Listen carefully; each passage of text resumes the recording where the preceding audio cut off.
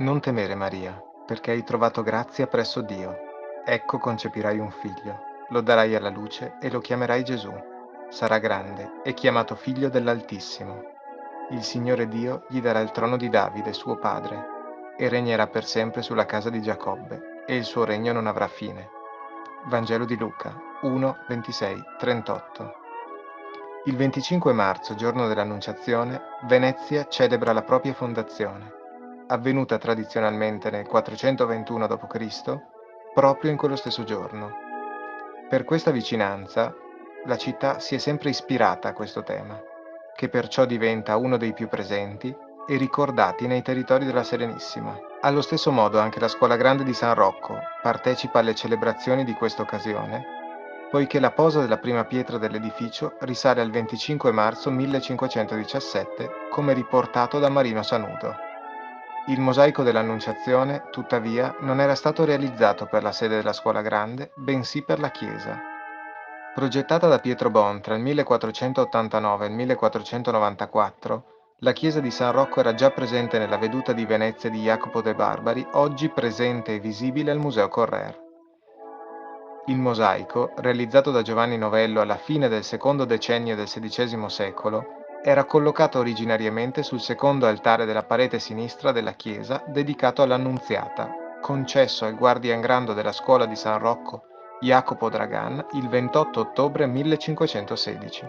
Fabbricar e tornare a qualunque modo mi pareranno, sì de malmori e serpentini e porfidi, e quel che meglio a mi pareranno e piaseranno, podendo metter che sorte di pala, mi piaseranno tutte mie spese. L'altare in cui era collocato il mosaico di Giovanni Novello è oggi occupato dalla pala dell'Annunciazione di Francesco Solimena, dipinta attorno al 1733. Nel Settecento, con la ricostruzione della navata della chiesa, si trasferì il mosaico nella Scuola Grande. Poco prima di questo spostamento, avvenuto prima del 1748, Anton Maria Zanetti lo descrive. Nell'altare fuori dalla sagrestia ebbi l'Annunziata in mosaico di maniera antica. Solitamente quest'opera è collocata nella sala dell'archivio della Scuola Grande, dove è stata riposta a seguito dell'apertura della Sala del Tesoro ai visitatori. Un quadro con soasa dorata, di mosaico finissimo, rappresentante la Santissima Annunciata.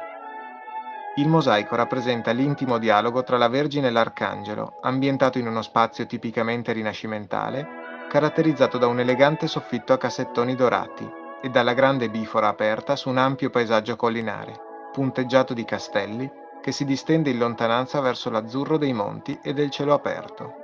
Ai lati si intravedono i battenti di una grande porta dorata, che prende l'intera altezza della composizione, che introduce l'osservatore nella stanza rendendolo partecipe dell'annuncio divino. Nella composizione non mancano elementi simbolici. Il pappagallo che si lega all'ave dell'arcangelo Gabriele per la presunta capacità di parlare dell'uccello. La colomba bianca e il giglio rappresentano la purezza virginale di Maria.